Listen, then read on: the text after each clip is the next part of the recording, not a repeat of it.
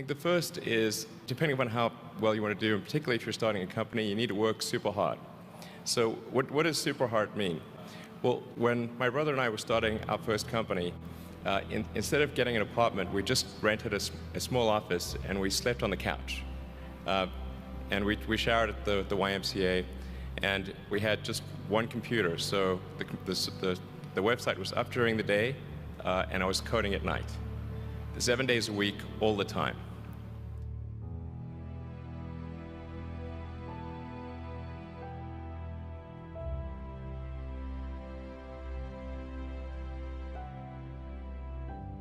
Work hard like every waking hour. That's the thing I would say particularly if you're starting a company.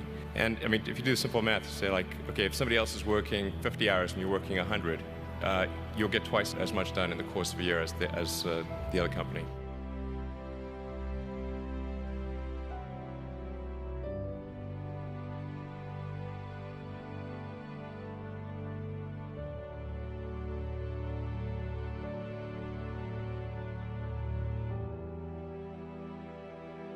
I think too is you got to make sure that whatever you're doing is a great product or service. It has to be really great. And I go back to what I was saying earlier, where if you're a new company, I mean, unless it's like some new industry or new market that, if it's an untapped market, then you have more ability to, the standard is lower for your product or service. But if you're entering anything where there's an existing marketplace against large entrenched competitors, then your product or service needs to be much better than theirs. It can't be a little bit better, because then you put yourself in the shoes of the consumer and they say, why would you buy it as a consumer? You're always going to buy the trusted brand unless there's a big difference.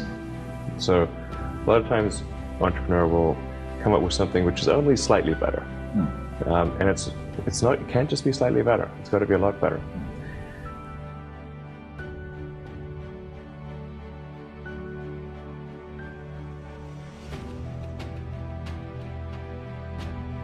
The other thing I'd say is that if you're creating a company or if you're joining a company, the most important thing is to attract great people. So either join a group that's amazing, that you really respect, or if you're building a company, you've got to gather great people. I mean, all a company is a group of people that have gathered together to create a product or service.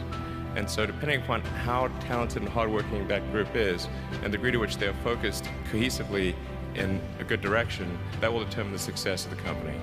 So do everything you can to gather great people if you're creating a company.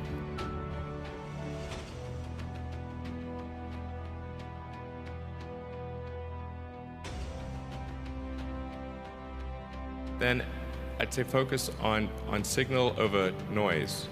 A lot of companies get confused. They spend money on things that don't actually make the product better. So, for example, at Tesla, we've never spent any money on advertising. We put all of the money into R&D and manufacturing and design to try to make the car as good as possible. And I think that's the way to go. So for any given company, just keep thinking about, are these efforts that people are expending, are they resulting in a better product or service? And if they're not, stop those efforts.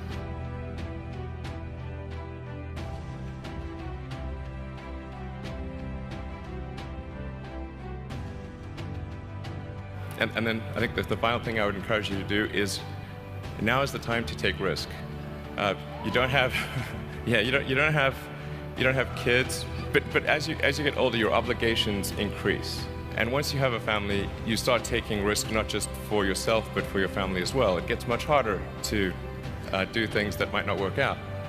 So now is the time to do that, before you have those obligations. So I would encourage you to take risks now. Do something bold.